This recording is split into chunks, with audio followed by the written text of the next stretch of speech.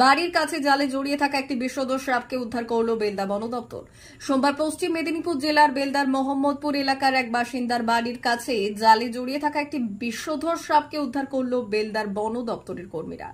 জানা গিয়েছে, এদিন সকালে বাড়ির কাছে বেড়া দেওয়ার জালে একটি বিষধর সাপ জড়িয়ে থাকতে দেখে মোহাম্মদপুরের বাসিন্দা গীতা পাল।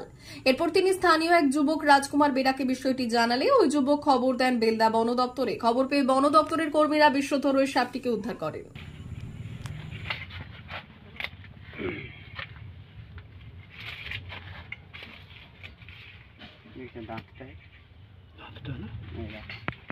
বিষটাও ঢাললো।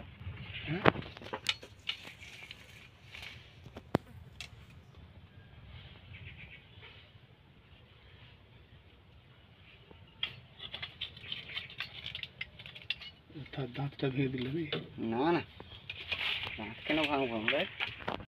ঠিক আছে, না না না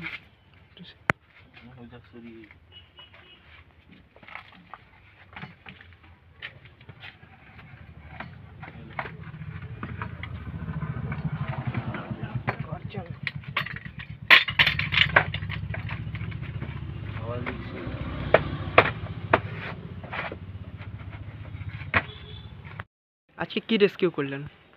আজ গীতাপালির বাড়ি থেকে কেশিয়ারি মোড়ে বেলদা ফরেস্ট রেঞ্জ অফিসে একটা খবর আসে যে এনার বাড়িতে একটি চন্দ্রবড়া সাপ জালে আটকে গিয়েছে।